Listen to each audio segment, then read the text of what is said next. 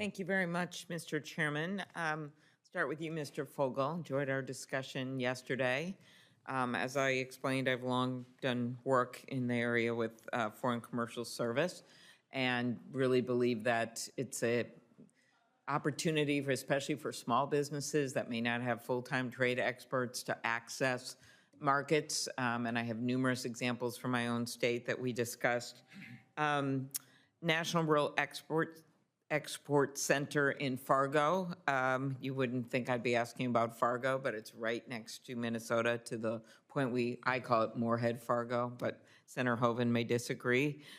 So Senator Hoeven and I have been leading efforts to permanently establish a rural export center within the U.S. Commercial Service to help rural businesses export their products. I suggested that at some point you should talk to him about it.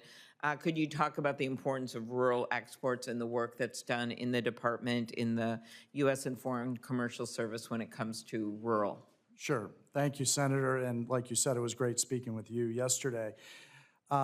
Look, the Foreign Commercial Service plays an essential role in trade, and you mentioned the rural export centers. Agriculture is a key issue. It's a priority of President Trump. The agriculture trade deficit went up significantly in the last 4 years, and he has made it a priority to bring that down. We're already starting to see results with the UK, and I think we'll see more with other trade framework deals that the president and his team will enter into. But there is a big role for the Foreign Commercial Service, the U.S. Commercial Service, to play. What they do, as you alluded to, is help educate small businesses in particular, but all businesses, for exports, what markets to export to, how to deal with non-tariff barriers, import restrictions, et cetera. And as we talked about, if you're a small business owner and you've never exported before, you really need expertise to help get you over the hump. Of course, I am very concerned about the effect of these tariffs. I'm not going to spend my precious 5 minutes on this.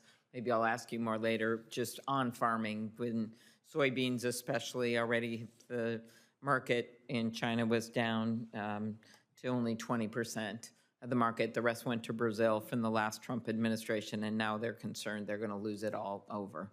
So I hope that we can get in a better place, but it's been a real problem for farmers. Next up, Mr. Gleason. Last year, Amtrak launched the new, I don't know if you know about this, the Borealis line, which runs along the Empire Builder route. And they added a second daily train from St. Paul to Chicago. There was only one, and that was always a problem when there was just one. And interestingly enough, there's 11 stops in between. The ridership exceeded expectations. It's reached 100,000 riders in the first 5 months. And in your testimony, you discussed the economic importance of passenger rail to the towns they serve. This stop, as I said, 11 stops, 3 are in Minnesota, St. Paul, Red Wing, home of Red Wing shoes, and Winona. Will you commit to working to improve and maintain passenger rail on long-distance route that connect rural areas to urban centers? Absolutely, and you know, that story of the Borealis is amazing, and it just shows that the people of America, they'll ride the trains if they're there. So absolutely, I am committed to that. Okay. There's another train that we're looking at. It's been long in the making. It's along an existing route that I ask you to look at if you're confirmed. It's Northern Lights Express. It's in Representative Stauber's district, pretty much in northern Minnesota, Republican representative, but it goes from the Twin Cities up to Duluth. It's not running yet, but it's something that was one of the, next up situations which would not involve building a lot of track. It is existing use for shipping and the like, and there's many colleges up in Duluth. It's a kind of a growing area and big tourist area, and also the same thing, routes along the way. There's a lot of interest, so if you could look at that, I would appreciate that. Certainly. Thank you.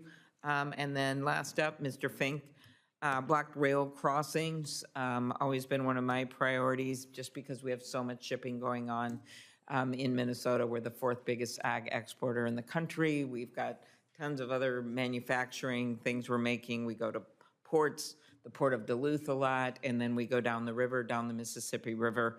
And as you noted in your testimony, FRA's grant programs are a way to ensure safety and efficiency. The Railroad Crossing Elimination Grant does just that by supporting projects that eliminate at-grade crossing. We've had a number of really positive projects where we've eliminated a rail crossing where there have been a lot of deaths or accidents by going under underpasses, overpasses, you name it.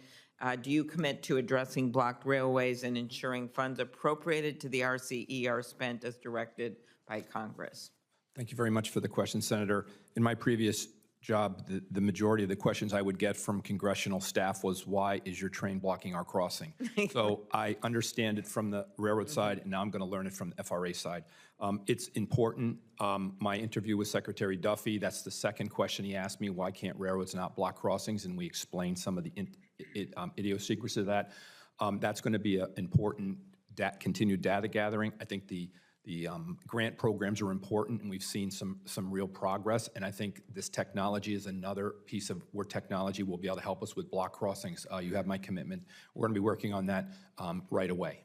Okay, thank you very much. Thank you. And I'll ask you, Mr. Kenton, questions in writing. Thank you. Thank you.